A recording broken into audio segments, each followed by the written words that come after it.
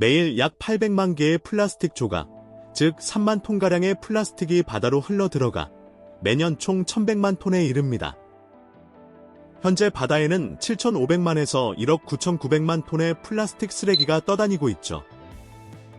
이런 속도라면 2050년에는 바닷속 플라스틱의 총 무게가 모든 물고기의 무게를 넘어설 것이라는 전망도 나옵니다. 지구의 70%를 덮고 우리에게 필요한 산소 대부분을 만들어내는 바다는 한때는 편리함의 상징이었지만 이제는 전 지구적 재앙이 된 쓰레기로 몸살을 앓고 있습니다. 오늘 영상에서는 플라스틱 오염이 해양 생물과 연약한 생태계를 해치는 실제 사례들을 살펴보고 우리 바다와 지구의 건강을 위해 왜 공동의 노력이 중요한지를 보여주는 이야기들을 나눠보겠습니다. 1. 바다의 데드존. 플라스틱 오염은 단순히 바다를 더럽히는 문제를 넘어 놀랍고도 충격적인 방식으로 바다의 데드존을 확장시키고 악화시키는 것과 관련이 있습니다. 전통적으로 데드존, 즉 대부분의 해양 생물이 살 수 없는 저산소 해역은 비료나 하수, 산업폐수에서 나온 영양염류 유출이 주된 원인이었습니다.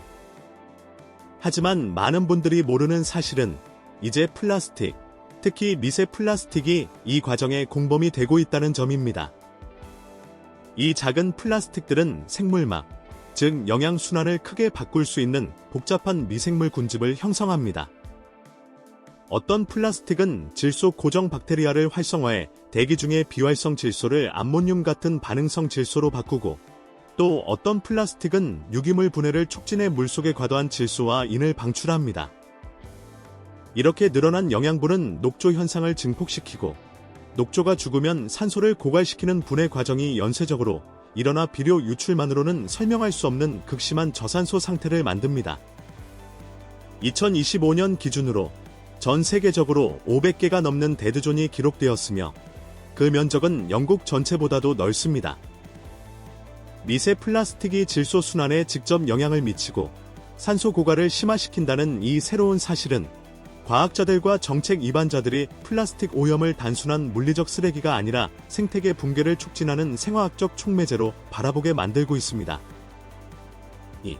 동물들은 왜 플라스틱을 먹을까요? 그렇다면 동물들은 애초에 왜 플라스틱을 먹는 걸까요? 간단한 진실은 그들이 그것이 음식이 아니라는 걸 모르기 때문입니다. 그리고 이 문제는 대부분의 사람들이 생각하는 것보다 훨씬 더 광범위합니다. 고래는 깊은 바닷속을 잠수하는데 플라스틱은 마리아나 해구의 거의 6,800m 깊이에서도 발견되었으며 그 농도는 세제곱미터당 최대만 3,500개에 달했습니다. 고래가 먹이를 먹기 위해 수면으로 올라올 때는 시간이 촉박합니다. 만약 먹이 대신 플라스틱을 삼키게 되면 굶주릴 위험에 처하게 되는 거죠. 하지만 단순히 착각하는 것 이상의 문제가 있습니다. 플라스틱은 고래의 소화기를 물리적으로 막아버릴 수 있습니다. 소화되지 않는 쓰레기가 위를 가득 채워 말 그대로 영양분을 처리할 수 없게 만드는 겁니다. 슬프게도 이는 주변의 먹이가 풍부해도 장기간의 굶주림으로 이어집니다. 우리는 이 경고를 무시할 수 없습니다.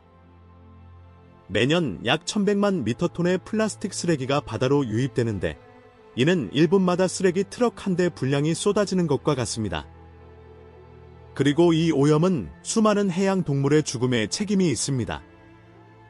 지난 2017년 스카이 오션 레스큐는 플라스틱으로 만든 10m 크기의 고래 조형물을 제작해 해변을 순회하며 경각심을 일깨웠습니다. 상징적인 활동이지만 이 예술 작품은 파도 아래에서 벌어지는 실제 비극과는 비교할 수 없습니다. 우리는 바다로 유입되는 플라스틱을 극적으로 줄여야 합니다. 결정적인 조치가 없다면 플라스틱으로 가득 찬 고래 사체가 해안으로 밀려오는 끔찍한 추세는 더욱 심해질 뿐입니다.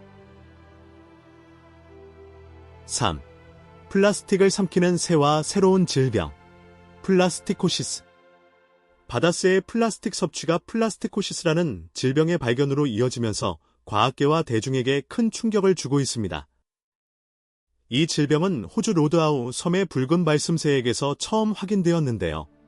연구진들은 작은 플라스틱 조각이라도 새의 선이, 세미, 를 자극해 만성염증과 섬유성 흉터를 유발한다는 사실을 발견했습니다. 생후 80에서 90일밖에 안 된 어린 새들도 소량의 플라스틱만 섭취해도 손상을 보였는데, 이는 단 하나의 플라스틱 조각만으로도 심각한 내부 손상을 일으킬 수 있음을 증명합니다. 이 흉터들은 소화샘을 위축시키고 소화 효소 생산을 감소시키며 위벽을 뻣뻣하게 만들어 음식 섭취를 제한함으로써 소화 기능을 손상시킵니다. 2025년 현재 연구에 따르면 플라스티코시스는 위장에만 국한되지 않습니다. 미세 플라스틱을 섭취한 새끼 새들은 간과 신장 기능장애, 신경퇴행을 포함한 다발성 장기 손상을 겪는데, 이는 알츠하이머병에서 보이는 단백질 패턴과 유사합니다. 한 사례에서는 새끼 새의 위장에서 400개가 넘는 플라스틱 조각이 나왔는데, 이는 자기 체중의 약 10%에 해당하는 양이었습니다. 이는 플라스티코시스가 겉보기에는 건강한 새들에게도 널리 퍼져 있으며 다른 해양 동물들에게도 영향을 미칠 가능성이 높다는 것을 보여줍니다. 이 질병은 심각한 생물학적 위협으로 플라스틱 오염에 대한 우리의 인식을 환경 문제를 넘어 야생동물의 만성질환 유발 요인, 그리고 잠재적으로는 인간에게까지 영향을 미칠 수 있는 문제로 바꾸고 있습니다. 4. 80개의 비닐봉지로 가득 찬 고래. 고래는 5천만 년 동안 우리 바다를 헤엄쳐 왔습니다. 빙하기, 화산 폭발, 그리고 수많은 자연재해 속에서도 살아남았죠. 인류가 나타나기 전까지는요. 우리는 일부 종을 거의 멸종 직전까지 사냥했을 뿐만 아니라 우리의 현대적인 습관은 상상도 못했던 방식으로 그들의 사냥 방식과 서식지를 파괴하고 있습니다. 2018년 6월 태국 남부의 한 운하에서 파일럿 고래 한 마리가 힘겹게 버티고 있는 것이 발견되었습니다. 수컷이었던 이 고래는 제대로 헤엄치지 못했고 명백히 고통스러워 보였습니다. 지역 주민들이 필사적으로 구조하려 애쓰는 동안 끔찍한 일이 벌어졌습니다. 고래가 그들 바로 앞에서 비닐봉지 5개를 토해낸 것입니다. 그들의 노력에도 불구하고 고래는 결국 죽었습니다. 부검 결과 위장에서 75개의 비닐봉지가 추가로 발견되었습니다. 총 80개의 봉지로 무게는 17파운드, 약 7.7kg에 달했습니다. 이 장엄한 생물의 위장은 우리 쓰레기로 너무 꽉 차서 실제 음식을 소화할 수 없었던 겁니다. 풍요로운 바다에 둘러싸인 채 굶어 죽은 것입니다. 하지만 이것은 단발적인 사건이 아니었습니다. 1년도 채 되지 않아 필리핀에서는 퀴비의 부리고래 한 마리가 해안으로 밀려왔습니다. 이 고래는 탈수와 기아로 죽었는데 과학자들이 조사해보니 위장에서 88파운드, 약 40kg의 비닐봉지가 나왔습니다. 수백 개의 개별 봉지였죠. 태국에서만 매년 최소 300마리의 해양 동물이 플라스틱 섭취 후 죽는 것으로 추정됩니다. 이 고래들은 우리의 비닐봉지를 그들의 주식인 해파리로 착각합니다. 그들이 어리석은 게 아닙니다. 우리가 쓰레기장으로 만들어버린 바다에서 그저 살아남으려고 애쓰는 것뿐입니다. 5. 어업의 쇠퇴와 연안 생계의 위협. 플라스틱 오염은 2025년까지의 연구와 보고서에서 드러났듯이 전 세계 어업과 연안 지역 사회의 생계에 깊고도 종종 놀라운 영향을 미치고 있습니다. 페루나 에콰도르 같은 지역에서는 조사에 참여한 영세어민의 거의 절반이 플라스틱 쓰레기로 인해 그물이 막히고 엔진이 고장나며 어획물이 오염되는 등 직접적인 경제적 손실을 겪고 있다고 보고했습니다. 때로는 물고기보다 쓰레기를 더 많이 건져 올려 수입과 생산성에 심각한 타격을 입기도 합니다. 인도네시아의 수카라자 해변과 같은 연안 지역 사회도 비슷한 상황에 처해 있습니다. 그물을 끌어올리면 엄청난 양의 플라스틱 쓰레기가 함께 올라와 먹을 수 있는 어획물은 거의 없거나 아예 없습니다. 한편 지중해에서는 플라스틱 오염으로 인해 연간 약 7억 유로에 가까운 손실이 발생했으며 이 중 6,170만 유로는 어구 손상 및 어획물 품질 저하와 같은 어업 관련 직접 비용이었습니다. 버려지거나 유실된 어구인 유령 그물은 계속해서 해양 동물을 덫에 걸리게 하여 장기적인 생태 및 재정적 손실을 초래합니다. 단 하나의 유령 그물만으로도 10년간 최대 2만 달러, 약 2,700만 원에 달하는 게 자원 손실을 유발할 수 있습니다. 더욱이 미세 플라스틱은 해양 어획물의 최대 5%까지 침투하여 해산물의 품질 저하, 소비자 신뢰 하락, 그리고 시장 수요 감소로 이어지고 있습니다. 케랄라 해안에서 발생한 MSC 엘사3 2호 전복 사고와 같은 사건은 연안 경제의 취약성을 더욱 드러냈습니다. 단 한 번의 미세 플라스틱 유출 사고로 조업이 금지되고 수개월간 소득이 중단되었죠. 많은 지역에서 플라스틱으로 인한 장기적인 피해는 산란장 감소와 해양 생태계 교란을 포함하며 이로 인해 어민들은 더 큰 운영 비용과 위험을 감수하며 더 먼 바다로 나가야만 합니다. 놀랍게도 이러한 영향의 대부분은 이전에는 제대로 인식되지 못했으며 초기 연구들은 대부분 인간의 생계에 미치는 경제적 피해보다는 야생동물에 초점을 맞췄습니다. 영상이 재미있으셨나요? 계속하기 전에 알림 설정하는 것 잊지 마시고 친구들과 공유해 주시고 아직 안 하셨다면 구독 버튼도 꼭 눌러주세요. 제게 정말 큰 힘이 되고 앞으로 더 멋진 콘텐츠로 보답하겠습니다. 6. 산호와 조개 껍데기 형성 방해. 2025년까지의 최근 연구에 따르면 플라스틱 오염, 특히 반짝이 같은 미세 플라스틱이 생물광 화작용 과정을 방해하는 것으로 밝혀졌습니다. 이 과정은 산호, 연체동물, 성게와 같은 해양 생물이 칼슘 기반의 골격과 껍데기를 형성하는 데 필수적입니다. 종종 폴리에틸렌 테레프탈레이트로 만들어지는 반짝이는 인공적인 핵형성 표면 역할을 하여 해수에서 탄산칼슘의 결정을 가속화합니다. 실험실 연구에 따르면 리터당 5mg이라는 낮은 농도의 폴리에틸렌 미세 플라스틱에 노출된 보라색 채찍산호와 같은 산호는 평소의 방해석이나 아라고나이트 구조 대신 더 불안정하고 용해되기 쉬운 무정형 탄산칼슘을 형성했습니다. 더 높은 농도에서는 이러한 변화가 심화되어 골격의 용해도가 7배 이상 증가했습니다. 이렇게 변형된 결정은 산호 골격을 약화시켜 침식에 더 취약하게 만들 뿐만 아니라 미세 플라스틱 자체에도 물리적 손상을 입혀 해양 생물이 쉽게 섭취할 수 있을 만큼 작은 입자인 나노 플라스틱으로 조각나게 합니다. 연체동물과 성게 또한 껍데기 형성에 장애를 겪어 생존과 해양 생태계에서의 역할에 영향을 받습니다. 많은 사람들을 놀라게 한 사실은 반짝이와 다른 미세 플라스틱이 화학적으로 비활성 상태가 아니라는 점입니다. 이들은 해양 화학과 생물학에 적극적으로 개입하여 산호초의 온전함, 조개류 개체군, 그리고 더 넓은 해양 먹이 그물에 숨겨진 위협을 가하고 있습니다. 7.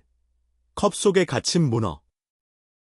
2018년 12월 다이버 팔 시구르드소는 인도네시아 렘베에서 바이럴이 된 영상을 촬영했습니다. 바로 코코넛 문어가 플라스틱 컵을 임시집으로 사용하고 있는 모습이었죠. 코코넛 문어는 보통 코코넛이나 조개 껍데기를 은신처로 삼지만 이 문어는 일회용 플라스틱 컵을 선택했습니다. 다행히 구조팀은 부드럽게 유도하여 같은 잠수 중에 문어가 컵을 버리고 제대로 된 껍데기로 옮겨가도록 도왔습니다. 이 영상은 유튜브에서 1100만 회 이상의 조회수를 기록했습니다. 하지만 이 감동적인 구조 이면에는 더 우려스러운 진실이 있습니다. 바로 이 지능적인 생물들이 우리의 오염에 적응하고 있으며 종종 그 대가를 치르고 있다는 것입니다. 호기심 많고 지략이 뛰어난 문어들은 집을 찾아 쓰레기 더미를 탐색하다가 도움이 도착하기 전에 갇히는 경우가 많습니다. 문제를 더욱 악화시키는 것은 유령어업 장비입니다. 매년 60만에서 80만 미터톤에 버려지거나 유실된 어구가 바다로 유입됩니다. 이 장비는 태평양 거대 쓰레기 지대와 같은 곳에서 떠다니는 거대 플라스틱의 약 46에서 70%를 차지합니다. 그 결과 문어를 포함한 수많은 해양 동물들이 얽히거나 굶주림으로 고통받고 있습니다. 긍정적인 소식도 있습니다. 유령 어구를 추적, 회수하고 심지어 생분해성 어구를 만드는 국가적, 국제적 노력이 진행 중입니다. 시구르드 손의 구조와 같은 감동적인 순간이 뉴스가 되기도 하지만 이는 동시에 이 문제가 얼마나 광범위한지를 상기시켜줍니다. 야생동물을 보호하기 위해서는 지역적, 세계적 차원의 끊임없는 노력이 필요합니다. 코코넛 문어처럼 지능이 높은 종이 이제 플라스틱 쓰레기를 피난처로 사용하고 있다는 사실에 대해 여러분은 어떻게 생각하시나요? 이것을 적응으로 보시나요? 절박함으로 보시나요? 아니면 둘 다라고 생각하시나요? 아래 댓글로 여러분의 의견을 알려주세요. 8. 영웅적인 카야커와 덫에 걸린 물개들. 최근 오션 컨서베이션 나미비아가 촬영한 영상에는 구조대원들이 스켈레톤 코스트를 따라 플라스틱 쓰레기에 얽힌 새끼 물개들을 풀어주는 모습이 담겨 있습니다. 하지만 이 희망적인 구조 이면의 어두운 현실은 매우 충격적입니다. 호기심이 많은 물개들은 종종 떠다니는 그물이나 플라스틱 물품을 탐색하다가 덫에 걸려 수면으로 올라오지 못하는 경우가 많습니다. 영웅들이 때때로 그들을 구하지만 많은 물개들은 도움이 도착하기 전에 목숨을 잃습니다. 전 세계적으로 매년 60만에서 80만 미터톤의 어업 장비, 즉 유령 장비가 바다에 버려지거나 유실됩니다. 이 장비는 해양 환류대에서 전체 해양 쓰레기 무게의 약 10%를 차지하며 수십 년 동안 물개, 거북이, 돌고래, 고래, 물고기를 가리지 않고 얽어매고 있습니다. 인간이 만든 쓰레기가 해양 생물을 죽이고 다시 인간이 그들을 구하기 위해 개입해야 한다는 것은 고통스러운 아이러니입니다. 하지만 새로운 해결책들이 등장하고 있습니다. 인공지능을 이용한 수거, 장비 표시제, 생분해성 그물, 그리고 정화 활동들이 힘을 얻고 있습니다. 유령 장비 문제를 해결하면 이러한 비극적인 얽힘 사고를 극적으로 줄이고 물개와 인간이 더 안전하게 공존할 수 있게 될 것입니다. 9. 생지화학적 순환의 교란. 플라스틱 오염은 단순한 물리적 쓰레기가 아닙니다. 이는 적극적으로 해양 화학을 바꾸고 해양 탄소 순환을 교란하여 많은 연구자들을 놀라게 하고 있습니다. 과학자들은 플라스틱 탄소라는 개념을 도입했는데 이는 플라스틱이 분해되면서 용존 유기탄소를 바다로 직접 방출하여 영양역학과 미생물 과정에 영향을 미친다는 것을 강조합니다. 연구에 따르면 미세 플라스틱은 중요한 해양 생물 펌프를 방해합니다. 동물성 플랑크톤이 플라스틱에 오염된 먹이를 섭취하면 더 가볍거나 조각난 배설물을 만들어내는데 이는 더 느리게 가라앉아 심해의 탄소 격리를 감소시킵니다. 또한 플라스틱은 플라스티스피어라고 불리는 미생물 생물막의 표면 역할을 하여 탄소를 분해하고 질소를 변환하는 박테리아의 서식처가 되어 해수 속 탄소, 질소, 인의 자연적인 순환을 바꿉니다. 2025년까지의 최근 연구는 이러한 교란이 연쇄적인 영향을 미친다는 것을 확인시켜줍니다. 해수 표면 미세층의 미세 플라스틱은 식물성 플랑크톤의 이산화탄소 흡수를 거의 3%까지 억제하는 반면 가스 교환을 더욱 복잡하게 만드는 탄수화물 유사 유기 화합물의 비정상적인 생성을 촉진할 수 있습니다. 이러한 놀라운 발견들은 해양 플라스틱이 단순히 쌓이는 것이 아니라 해양 생태계의 화학을 재구성하여 대기 중 탄소를 흡수하는 바다의 자연적인 능력을 약화시키고 기후 완충제로서의 역할을 손상시킨다는 것을 나타냅니다. 인식이 높아지면서 과학계는 플라스틱 오염이 생태학적 위기일 뿐만 아니라 전 지구적 탄소 순환을 재편하는 지구화학적 위협임을 인식하고 있습니다. 10. 소라게의 죽음의 덫. 소라게는 연체동물의 빈 껍데기나 심지어 플라스틱 같은 특이한 물건을 찾아다니는 매력적인 청소부입니다. 불행하게도 그들의 본능적인 행동이 치명적인 결과를 낳고 있습니다. 코코스나 핸더슨과 같은 외딴 섬에서의 연구에 따르면 매년 최대 57만 마리의 소라게가 플라스틱 용기를 껍데기로 착각한 후 덫에 걸려 죽는 것으로 나타났습니다. 이 악순환은 이렇게 전개됩니다. 소라게 한 마리가 플라스틱 병에 들어가 갇히게 되고 결국 탈수나 노출로 죽게 됩니다. 그 사체가 분해되면서 새로운 껍데기를 찾는 다른 소라게들을 유인하는 화학 신호를 방출하는데 그들 역시 덫에 걸리게 됩니다. 이것은 특정 지역만의 일이 아닙니다. 전 세계 해변은 플라스틱 쓰레기로 뒤덮여 있으며 소라게가 서식하는 곳이라면 어디든 비슷한 치명적인 덫이 만들어지고 있습니다. 이 작은 생물들은 유기물을 재활용하고 씨앗을 퍼뜨리며 연한 토양을 비옥하게 하는 중요한 역할을 하지만 이제는 인간의 쓰레기 때문에 그들의 개체수가 고통받고 있습니다. 상황이 돌이킬 수 없는 것은 아닙니다.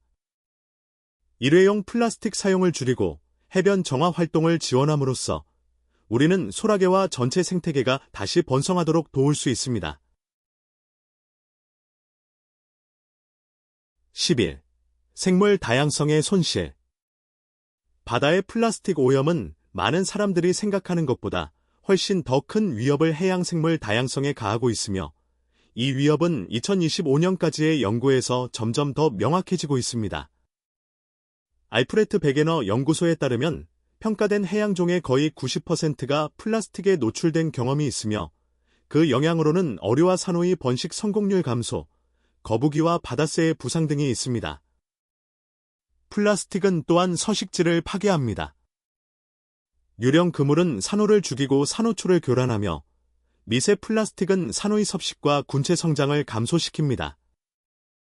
또한 플라스틱은 플라스티스피어를 통해 병원균과 침입종을 운반하여 박테리아, 조류, 무척추동물이 연약한 생태계로 퍼져나가게 합니다. 플라스틱의 영향은 먹이 그물을 통해 확장됩니다. 미세 및 나노 플라스틱은 동물성 플랑크톤, 조개류, 벌레, 어류의 성장, 면역, 번식을 손상시킵니다. 일부 종은 독소를 흡수하거나 산화 스트레스를 겪어 포식자와 생태계 서비스에 영향을 미칩니다. 스톡홀름 회복력 센터의 최근 분석에 따르면 플라스틱은 이제 9가지 행성 경계, 특히 생물 다양성 손실 모두를 악화시키며 플라스틱이 비활성 물질이라는 기존의 가정을 뒤엎고 있습니다. 경제적으로도 피해는 심각합니다. 매년 1,300만 톤 이상의 플라스틱이 바다로 유입되면서 세계 자연기금 WWF은 약 170조 개의 입자가 떠다니며 연간 약 13억 달러, 약 17조 5,500억 원의 환경 피해를 유발하는 것으로 추정합니다. 12. 기형이 된 거북이. 지금 보시는 거북이는 메이 웨스트입니다. 30여 년 전 뉴올리언스의 배수관에서 발견된 늑대 거북이죠. 새끼였을 때 플라스틱 우유병 고리에 몸이 끼었습니다. 갇힌 채로 몸은 자랐지만 고리는 등껍데기를 계속 조여 영구적인 모래시계 모양을 만들었습니다. 메이는 결국 데비 피어슨에 의해 구조되어 로스앤젤레스의 스타에코 스테이션으로 옮겨졌고 그곳에서 계속해서 플라스틱 오염에 대한 경각심을 일깨우고 있습니다. 하지만 메이만 있는 것이 아닙니다. 1993년 미주리에서 약 9살 때 발견된 붉은 기거북 피넛도 비슷한 운명을 겪었습니다. 현재 40대 초반인 피넛은 미주리의 쓰레기 없는 미주리 캠페인의 교육 홍보대사로 활동하고 있습니다. 이 이야기들은 드문 예외가 아닙니다. 널리 퍼진 문제를 강조하는 사례일 뿐이죠. 자연 서식지에서 번성해야 할 야생 동물들이 평생 플라스틱 관련 부상을 안고 살아가고 있습니다. 메이와 피넛은 가장 눈에 띄는 얼굴일 뿐 수많은 다른 동물들은 집게조차 되지 않고 있습니다. 그들의 경험은 우리가 우리의 습관을 제고하고 작은 개인의 선택이 자연 세계에 어떤 파급 효과를 미칠 수 있는지 인식하도록 합니다. 13. 생존을 위해 싸우는 갈매기들. 비닐봉지는 전 세계 갈매기들에게 심각한 문제를 일으키고 있습니다. 한 인상적인 사례는 2020년 초 뉴펀들랜드 세인트 존스의 퀴디비디 호수에서 일어났습니다. 야생 동물 사진작가 마이클 윈저는 어린 아이슬란드 갈매기 한 마리가 발에 검은 비닐봉지가 감긴 채 흰머리 수리에게 쫓기며 힘겹게 나는 모습을 포착했습니다. 오늘날 세계의 호수와 해변은 여전히 플라스틱으로 심하게 뒤덮여 있습니다. 갈매기들은 종종 쓰레기에 얽히고 많은 수가 플라스틱 조각을 먹이로 착각하여 삼킵니다. 최근 환경보고서에 따르면 현재 바다새 종의 약 90%가 위장에 플라스틱을 지니고 있으며 이 수치는 더욱 증가할 것으로 예상됩니다. 예리한 시력과 선택적인 섭식에 의존하는 이 지능적인 새들이 우리의 편리한 문화 때문에 치명적인 해를 입고 있으며 이는 지속적이고 골치 아픈 세계적인 현실을 강조합니다. 바다새 종의 약 90%가 현재 위장에 플라스틱을 가지고 있으며 이 숫자가 계속 증가하고 있다는 사실을 알게 되니 어떤 기분이 드시나요? 아래 댓글로 여러분의 생각을 알려주세요. 14. 먹이 사슬로 들어오는 미세 플라스틱. 미세 플라스틱은 해양 먹이 사슬에 스며들어 인간이 소비하는 어류의 최대 92%에 침투하며 생태계와 건강을 놀라운 방식으로 교란하고 있습니다.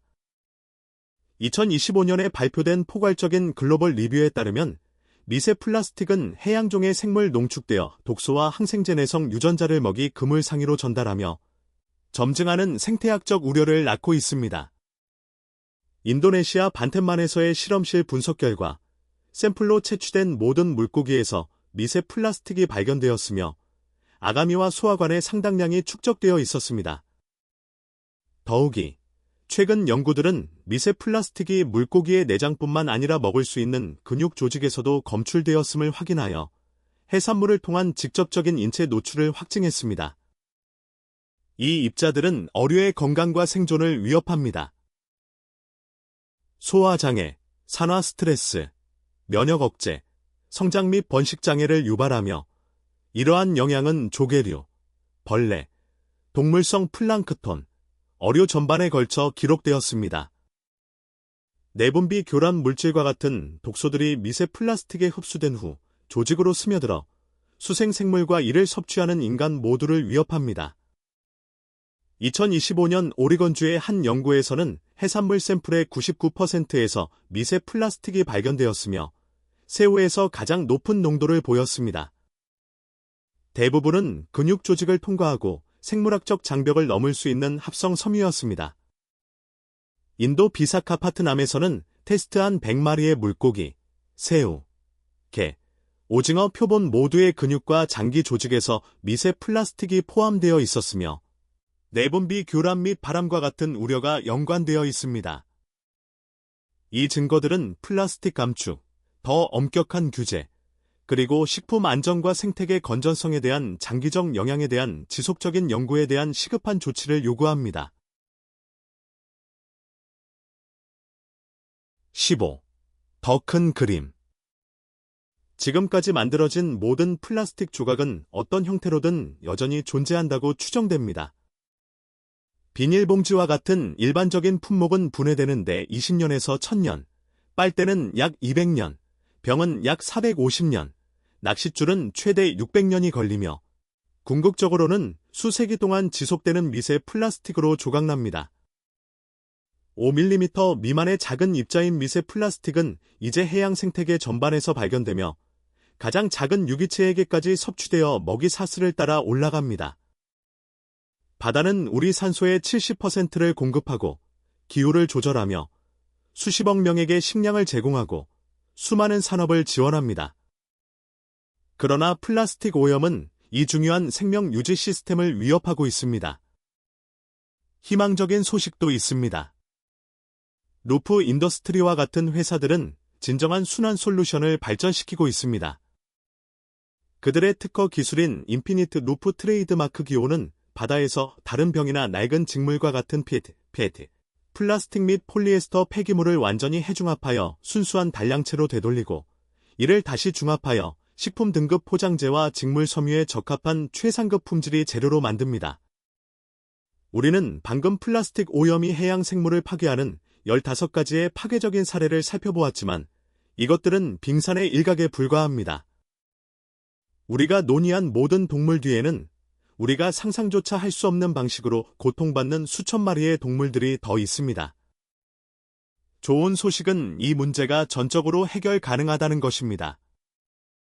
우리가 만들었으니 우리가 고칠 수 있다는 뜻이죠. 하지만 이를 위해서는 우리 각자의 즉각적인 행동이 필요합니다. 일회용 플라스틱을 여러분의 삶에서 없애는 것부터 시작하세요.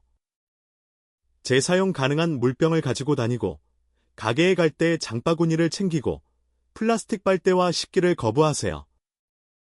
지속 가능한 대안을 개발하는 회사를 지원하세요. 환경 문제를 진지하게 다루는 정치인에게 투표하세요. 여러분의 다음 행동은 무엇이 될 건가요? 아래 댓글로 알려주세요. 그리고 이 영상이 플라스틱 위기에 대한 여러분의 눈을 뜨게 했다면 이 영상을 꼭 봐야 할 사람과 공유해주세요.